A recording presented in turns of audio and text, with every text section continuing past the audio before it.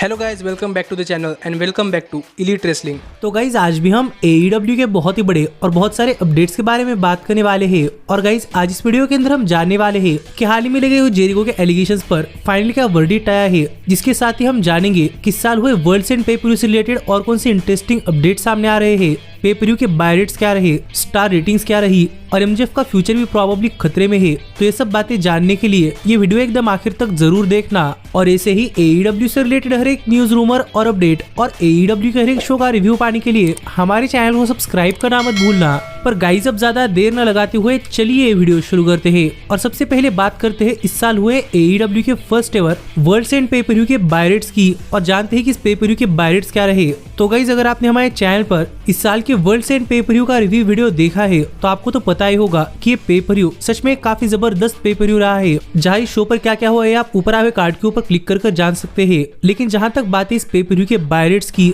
तो गाइस इस पे-पर-व्यू के बाय रेट्स भी काफी इंप्रेसिव रहे हैं। लेकिन जिसे किसे नहीं पता कि बाय रेट्स का मतलब क्या है, उसे मैं सिंपली बताना चाहूंगा कि कितने लोगों ने पे-पर-व्यू खरीद कर देखा, उसका ही मतलब होता है बाय रेट्स, क्योंकि ऐसे शोज को ही कहते हैं पे-पर-व्यू। और जहाँ तक बात है इस वर्ल्ड्स एंड पे-पर-व्यू के बाय रेट्स की, तो गाइस इस वर्ल्ड्स एंड पे-पर-व्यू के बाय रेट्स करीब 1,30,000 से लेकर 1,40,000 के बीच में है, जो देखकर आप समझ सकते हैं कि गाइस यहाँ पर वर्ल्ड्स एंड पे-पर-व्यू के बाय रेट्स भी AEW के बाकी सिमिलर पे-पर-व्यू के बाय रेट्स के तरह ही है। और फर्स्ट एवर वर्ल्ड्स एंड पे-पर-व्यू के बाय रेट्स इतने सारे आना ये AEW कंपनी के लिए भी काफी इंप्रेसिव नंबर है। और अगर हम रफली काउंट करें कि AEW ने इतने बाय रेट से इस पे-पर-व्यू से कितनी कमाई की है, तो गाइस ये नंबर्स करीब 6 से लेकर 7 मिलियन तक के आते हैं, जो AEW का सिंपली इस पे-पर-व्यू से प्रॉफिट है। और इसमें टिकट्स के पैसे अलग से जोड़ दे तो गाइस यहाँ पर AEW का वर्ल्ड्स एंड पे-पर-व्यू रफली करीब 7 से लेकर 8 मिलियन तक कमा पाया है, जो AEW कंपनी के लिए सच में काफी इंप्रेसिव नंबर है। तो देखना पड़ेगा कि आगे चलते हुए नंबर्स और बढ़ते हैं या नहीं। लेकिन इसके साथ ही हम लगे हाथ वर्ल्ड्स एंड पे-पर-व्यू के मैच रेटिंग के बारे में बात कर लेते हैं।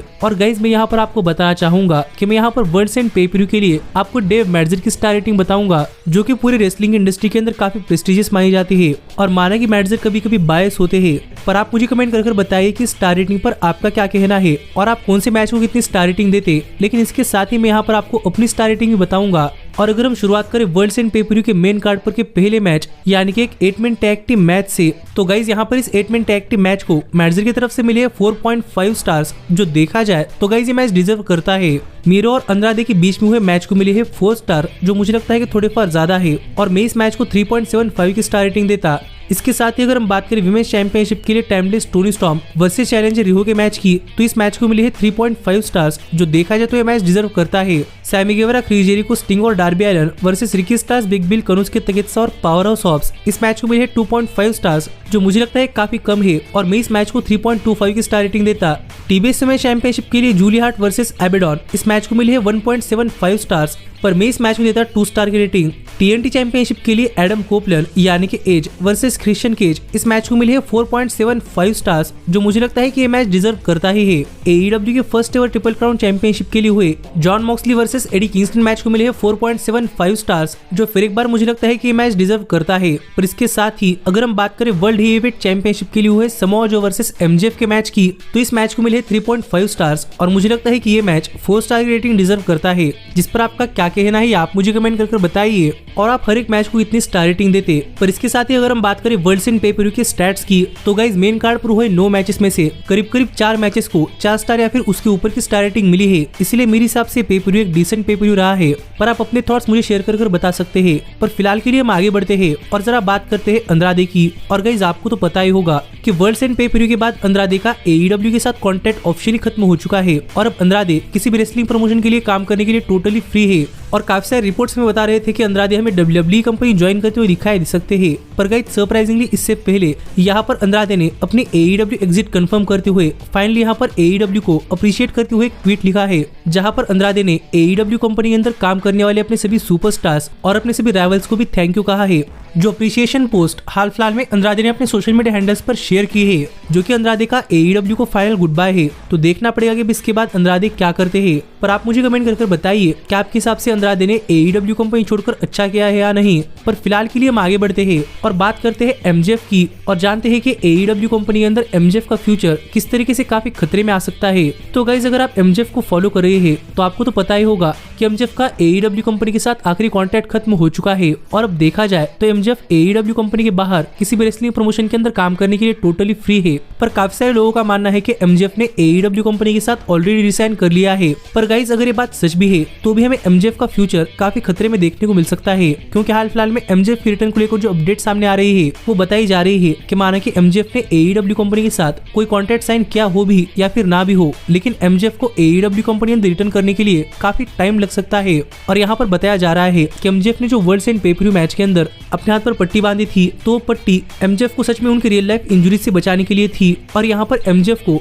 रियल लाइफ में अपने लेफ्ट शोल्डर के अंदर कोई प्रॉब्लम चल रही है और एमजेएफ की प्रॉब्लम सच में काफी सीरियस प्रॉब्लम है। और यहाँ पर बताया जा रहा है कि अगर एमजेएफ की प्रॉब्लम काफी ज्यादा बढ़ती है तो एमजेएफ को अपने शोल्डर की प्रॉब्लम ठीक करने के लिए प्रोबेबली सर्जरी भी करवानी पड़ सकती है। लेकिन फिलहाल के लिए एमजेएफ सर्जरी से दूर रह रहे हैं, क्योंकि एमजेएफ अभी यंग है और देखा जाए तो नेचुरली हील कर सकते हैं। और अगर एमजेएफ ने नेचुरली हील होने का डिसीजन ले लिया तो अपनी रिकवरी करने के लिए एमजेएफ को करीब करीब 1 साल तक का टाइम लग सकता है, जो देखा जाए तो वैसे भी काफी ज्यादा है। लेकिन बताया जा रहा है कि अगर एमजेएफ सर्जरी भी करवाते हैं तो भी एमजेएफ को रिकवर करने के लिए उतना टाइम तो लगेगा ही। जो देखा जाए तो एमजेएफ को लेकर एक काफी बुरी अपडेट है कि एमजेएफ को सच में उनके लेफ्ट शोल्डर के अंदर प्रॉब्लम चल रही है। और यहाँ पर एमजेएफ का AEW कंपनी के अंदर रिकवरी टाइम काफी लंबा हो सकता है। तो देखने के लिए मजा आएगा कि इसके बाद एमजेएफ का फ्यूचर क्या होता है, क्योंकि अगर एमजेएफ साल भर के लिए गायब होते हैं तो गाइस ये AEW कंपनी के लिए काफी बुरी बात है। और वैसे में अगर एमजेएफ ने AEW कंपनी के साथ कोई कॉन्ट्रैक्ट साइन नहीं किया और किसी और कंपनी के अंदर गए तो ये AEW कंपनी के लिए काफी बुरी बात है। पर देखना पड़ेगा कि एमजेएफ अपनी रिकवरी किस तरीके से करते हैं, नेचुरल तरीके से या फिर कोई सर्जरी करवा कर। पर एक बात तो कंफर्म है कि प्रोबेबली एमजेएफ शायद आने वाले करीब करीब 1 साल तक AEW कंपनी अंदर लौटते हुए नहीं दिखाई देने वाले। जिस पर आपका क्या कहना है आप मुझे कमेंट कर बताइए। पर सच में मेरे हिसाब से काफी बुरी बात है। पर फिलहाल के लिए हम आगे बढ़ते हैं और बात करते हैं हमारे सबसे बड़े अपडेट की, और जानते हैं कि हाल ही में जो क्रिस जेरिको पर सेक्सुअल हैरेसमेंट के NDA के एलिगेशंस लगे थे तो उस पर क्या वर्डिक्ट आया है। तो गाइज अगर आपने हमारी पिछली ये वीडियो देखी है तो आपको तो पता ही होगा कि क्रिस जेरिको पर कितने सीरियस एलिगेशंस लगे थे कि जेरिको काइल री नाम के रेसलर के साथ इन्वॉल्व है।